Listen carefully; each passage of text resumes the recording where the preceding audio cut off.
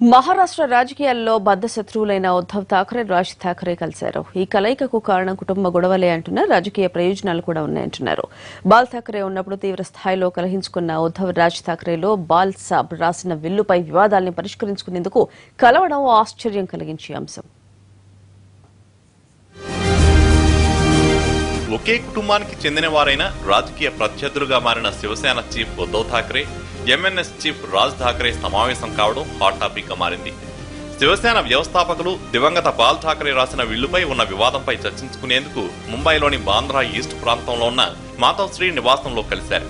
Ball Thackeray పెద్ద కొడుకు జయదేవ్ ఠాక్రేకు, ఉద్ధవ్ ఠాక్రేకు ఉన్న ఆస్తి తగాదాల వల్ల వీరంతా కలిసి చర్చించుకున్నట్లు తెలుస్తోంది. కుటుంబ విషయాల కోసం అందరూ కలిసినట్లు ఎంఎన్ఎస్ పార్టీ ప్రకటించింది.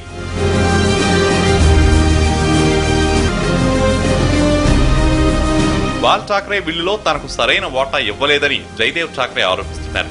ఈ విషయమై జయదేవ్, ఉద్ధవ్ల మధ్య చాలా కాలంగా గొడవ నడుస్తోంది. గత వారం కోర్టులో జయదేవ్ ఠాక్రే తన కుమారుడు కాదని ఐశ్వర్య ఠాక్రే చెప్పడం కుటుంబ వివాదాన్ని కొత్త మలుపు తిప్పింది. బాల్ ఠాక్రే తన విల్లులో సింహభాగం ఉద్ధవ్కి ఇచ్చారు. మాతోశ్రీలో ఓ అంతస్తును జయదేవ్ కుమారుడు ఐశ్వర్యకు కేటాయించారు.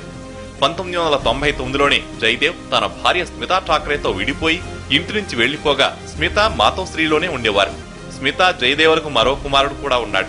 ఈ నేపథ్యంలో జయదేవ్ కోర్టులో చెప్పిన మాట ఇప్పుడు కల్లోలం రేపుతోంది. తన తండ్రి సరైన మానసిక స్థితిలో లేనప్పుడు ఉద్ధవ్ ప్రభావంతో ఈ విల్లు రాశారని జయదేవ్ ఆరోపిస్తున్నారు. సమావేశమై ఈ విషయాలపై చర్చించిన ఉద్ధవ్, రాజ్ ఠాక్రేలు త్వరలో జయదేవ్ను కలవనున్నట్లు సమాచారం. అయితే తన సోదరుడితో చర్చల ద్వారా సమస్య పరిష్కరించుకోవడానికి తాను సుముఖంగా లేనని జయదేవ్ గతంలోనే ప్రకటించారు.